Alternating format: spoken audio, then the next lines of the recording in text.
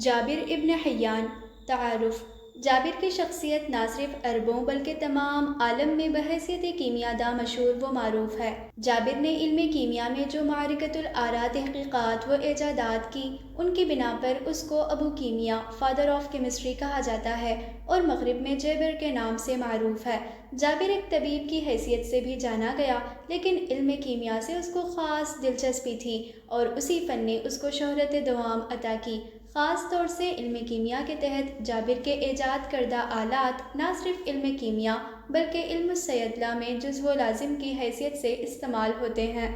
جابر کے آبا و اجداد کوفہ کے قبیلے بنی اسد سے تھے، اسی لیے جابر کا پورا نام جابر بن حیان بن عبداللہ الکوفی ہے۔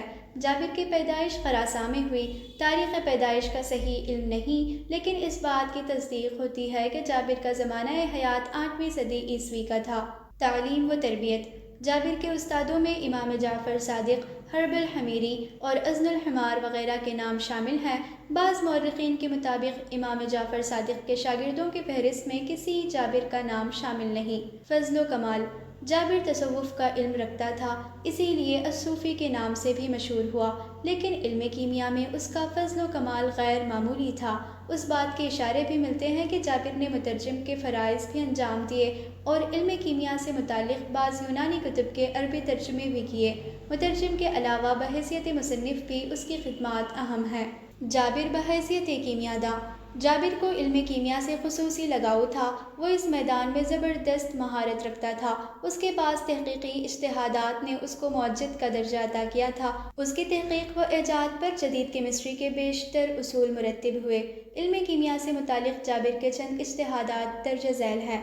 جابر نے ڈسولوشن، ایواپوریشن، کرسٹلائزیشن، کیلسینیشن، سبلیمیشن جیسے عملوں کو فروغ دیا، جبکہ عمل تکلیس اور تحلیل میں جابر نے غیر معمولی دریافتیں اور جدتیں پیدا کیں۔ جابر نے سلفائڈز، لیڈ کاربونیٹ، آرسینک اور کحول حاصل کرنے کے طریقے ایجاد کیے۔ نائٹرک ایسڈ، سلفیورک ایسڈ جابر کی ایجادات میں شامل ہیں۔ اس کے علاوہ جابر نے سٹرک ایسڈ، ایسیٹک ایسڈ سے متعلق اہم معلومات فراہم کی۔ مشہور ڈسٹیلیشن اپیریٹس جو کیمیا گری میں کثرت سے استعمال ہوتا ہے، اس کا موجد جابر ہی ہے۔ جابر نے پھٹکری، فرس سلفیٹ، پوٹاشیم نائٹریٹ، امونیم کلورائڈ سے ماؤل مملوک تیار کیا، جو آج بھی اپنے لاطینی نام ایکوا ریجیا کی شکل میں موجود ہے۔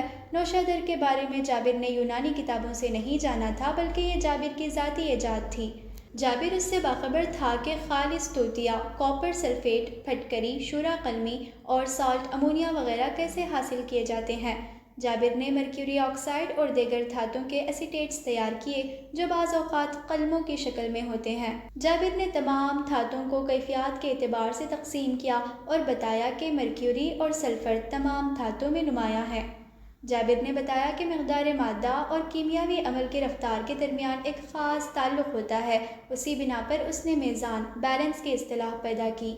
جابر بحیثیت مصنف جابر ایک حکیم کامل ہونے کے ساتھ ساتھ ایک بلند پایہ ادیب بھی تھا۔ اس کی عالمانہ شان اس کی تحریروں میں جھلکتی ہے، جہاں مشکل اور دقیق الفاظ کثرت سے نظر آتے ہیں۔ دراصل جابر کی مشکل پسند طبیعت عام طرز کلام کو گوارا ہی نہیں کرتی تھی۔ جابر تصنیف و تالیف کا کام انتہائی محنت و مشقت سے کرتا تھا۔ وہ اس فعل میں گھنٹوں مشغول رہتا، اسی لیے جابر کی کتب کی فہرست کافی طویل ہے۔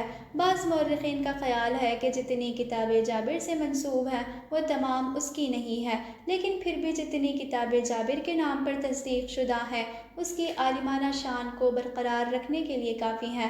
جابر کی چند اہم کتابیں: کتاب الکیمیا، کتاب السبعین، کتاب الزہرہ، کتاب الاسطقس، کتاب الکحال، کتاب الروح، کتاب المصادر، کتاب الشمس الکبیر، کتاب الشمس الصغیر، کتاب الواحد الکبیر، کتاب الواحد الصغیر۔